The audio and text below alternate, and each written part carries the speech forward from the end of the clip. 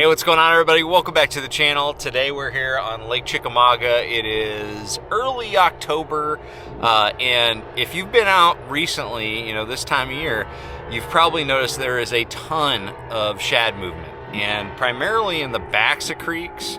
You're going to be seeing a ton of threadfin shad, usually about here on Chick, it's mostly like 2.5, 3-inch shad.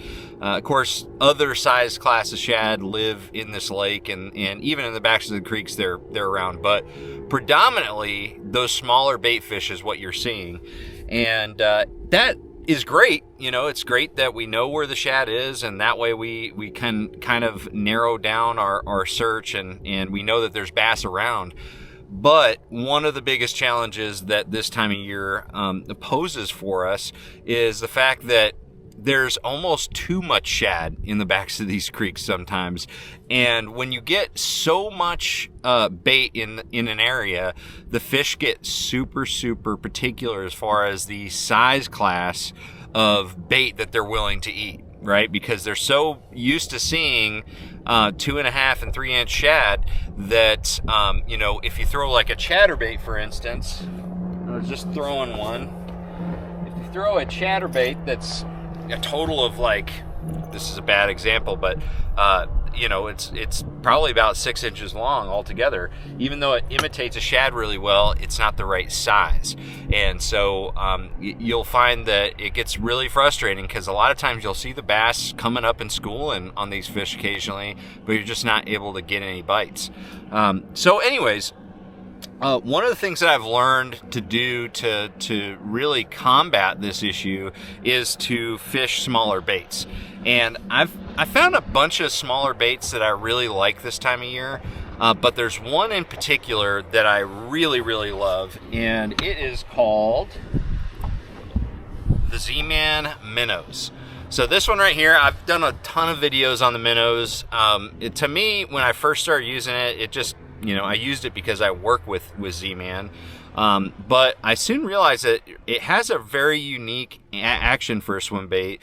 And also, because it's made of Elastec, it's really durable. So those things combined really make this a great choice. And I've probably caught more fish on the MinnowZ than any other bait on Lake Chickamauga altogether. Now, I'm not saying I've caught all of my best fish on Lake Chickamauga on the MinnowZ, but I've definitely caught a ton of fish on it over the years, and not just during the fall too. I use it throughout the winter, and even had a few really good bites in spring on it too. And you can also just drag it on the ledges too and catch a bunch of fish.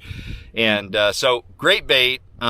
Z-Man's also got a 20% off promotion running this month of October, so I'll put a link in the description below for you guys.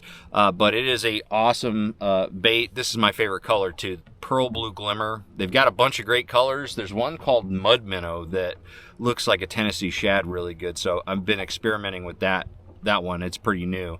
But anyways, this is a great bait. I wanted to show you the 3 different ways that I rig it. The first way is just on a traditional jig head like this. This is the Z-Man Headlocks HD rather, a 1/4 ounce. I use a variety of sizes, anywhere from 1/8 all the way up to 3/8, and it is just an overall really, really good way to fan cast in the backs of these creeks. Usually I'm fishing fairly open water and in shallow flats, and so I really like this way overall. This is kind of the gateway drug to the other ways of rigging this bait, but that is a good standby. So really good one there. And then another one that's similar to just the traditional jig head, but is something that I've really started to do, especially on days like today. We've got a lot of sun, it's clear and sunny. You really want something that reflects light when it's nice and sunny like this. And so I started fishing it on a fish head spin style of jig head.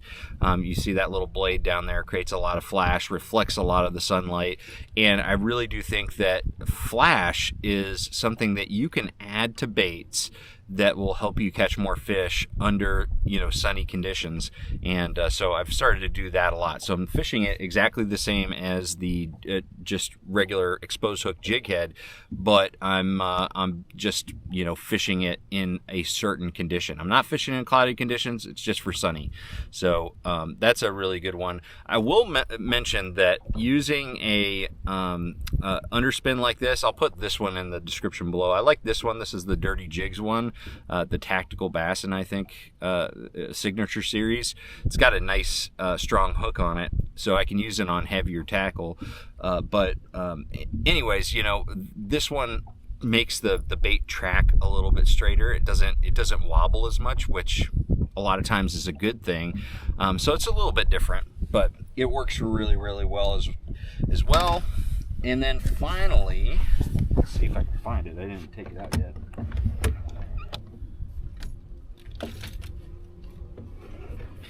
Finally, we've got on a chatterbait. So the MinnowZ is really good on some of the small chatterbaits out there. You got the Mini Max chatterbait, and then you also got the new Baby Jack, and it is the perfect size for those. So that's another way that I like to rig it. But anyways, guys, I just wanted to show you this bait. This is a phenomenal bait for this time of year.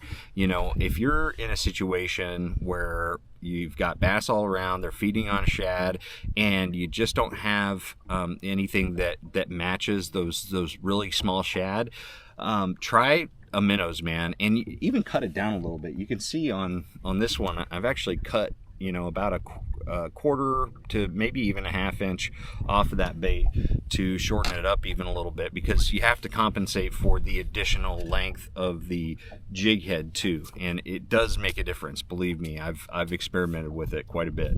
But anyways, guys, hopefully this is helpful. Go out there and you know, even if you're not sold on the MinnowZ, which I am completely sold on it, not just because I work with Z-Man, but because of the kind of the erratic rolling action it has and the durability of it.